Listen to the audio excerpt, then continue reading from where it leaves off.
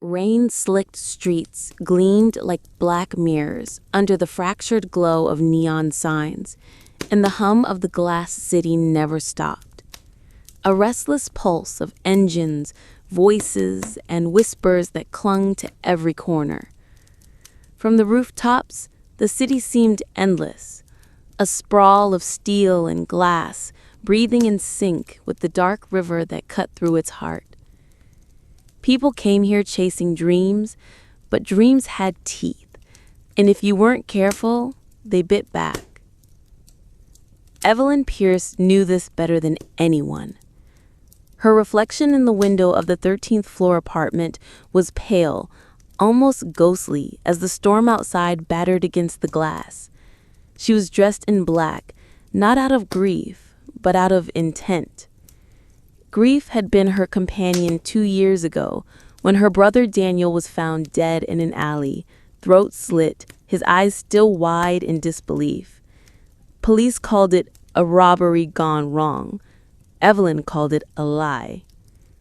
And she had been right. It had taken her months to untangle the threads, but the deeper she pulled, the clearer the picture became. Daniel had been silenced because he'd stumbled onto something he shouldn't have. An illicit arms network hidden behind the respectable facade of Virelion Industries, the city's most powerful corporation. Its CEO, Marcus Virelion, wore tailored suits and a politician's smile, but Evelyn knew his hands were drenched in more than just ink from business contracts. That's why she was here tonight. The apartment belonged to Adrian Locke, Virelion's head of security, a man whose name came up repeatedly in Daniel's notes, always in the margins, always linked to the same set of coded transactions. Adrian was dangerous, precise, and loyal to Marcus in ways Evelyn couldn't yet understand. But loyalty could be broken. Everyone had a price, or a weakness. She had found Adrian's. The door behind her clicked softly. She didn't turn. She'd heard him coming. A tall shadow stretched across the polished floor before he stepped into view, his dark eyes narrowing as they landed on her. "You've got 10 seconds to tell me why you're in my apartment," Adrian said, his voice low and even. Evelyn finally turned, her hand resting on the back of the chair. "I'm here to give you a choice," she replied, meeting his gaze without flinching. "Help me bring down Virelion, or end up falling with him." Adrian didn't move for a long moment, and Evelyn could feel the tension ripple between them like an electric current. He was calculating, weighing the risk, assessing whether she was a threat or an opportunity. "You think I don't know what Virelion is? You think I'm blind?" "I think you're surviving. But survival isn't the same as living. And when the ship sinks, and it will, you're going to drown, unless you jump now." The silence that followed was broken only by the steady patter of rain on glass. Then Adrian's lips curved into something that wasn't quite a smile. "You're not afraid of me," he said. "I don't have time to be afraid." Adrian studied her, then crossed the room to pour himself a drink. He didn't offer her one. "You've got proof?" he asked. Evelyn pulled a flash drive from her coat pocket and placed it on the table. "Everything Daniel found before you, or someone else, killed him." His gaze flickered to her face at the accusation, but he didn't take the bait. Instead, he picked up the flash drive and turned it over between his fingers.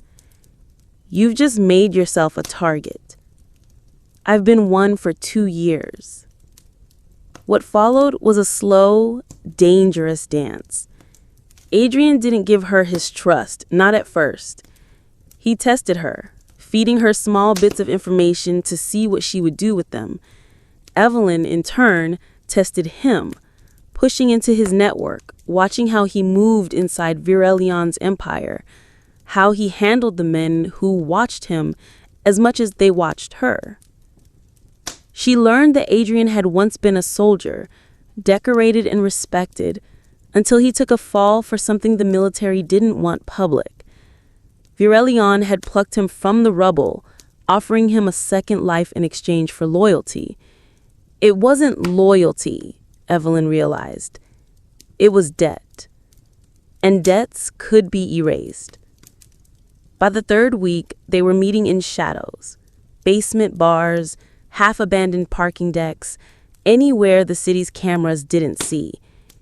Each meeting brought them closer to the truth, but also closer to the edge. Virelion's network was vast, its tendrils wrapped around law enforcement, politics, and the underworld alike. They needed a way to cut deep enough that it couldn't heal. The key came from an unexpected place. One night, Adrian handed her a slim envelope.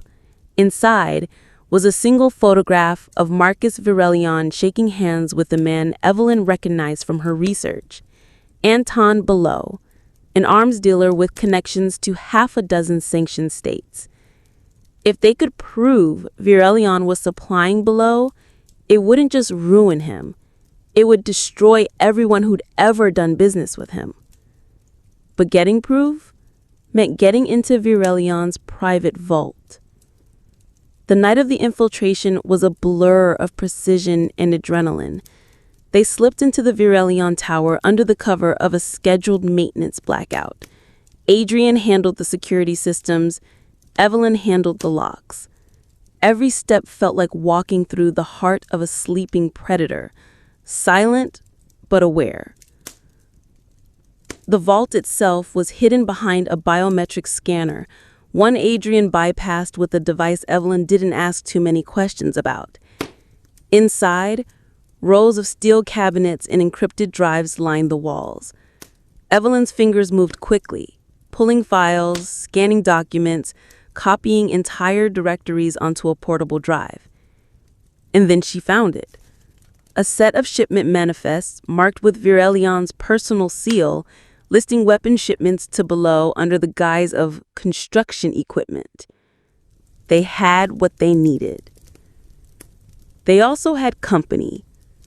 The first gunshot shattered the vault's glass display cases, and Adrian pulled her down behind a cabinet. Security had found them faster than expected.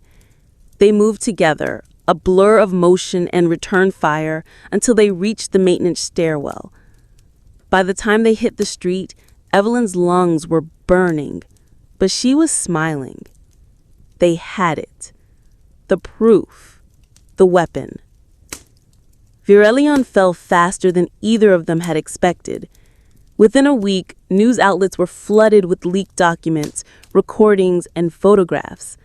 Politicians scrambled to distance themselves, investors pulled out, and the city watched in shock as its golden king was dragged into the light. Virelion disappeared from the headlines soon after, his debt paid, his loyalty reclaimed by no one. Evelyn didn't see him again for months, until one rainy night when she found him sitting at the bar of a quiet riverside pub. "You're alive," she said, sliding into the seat beside him. He smirked. "So are you." They didn't talk about Virelion, or Daniel, or the fact that the glass city would always breed another shadow. They just sat there, listening to the rain, knowing that in a city like this, survival was the closest thing to victory. And sometimes that was enough.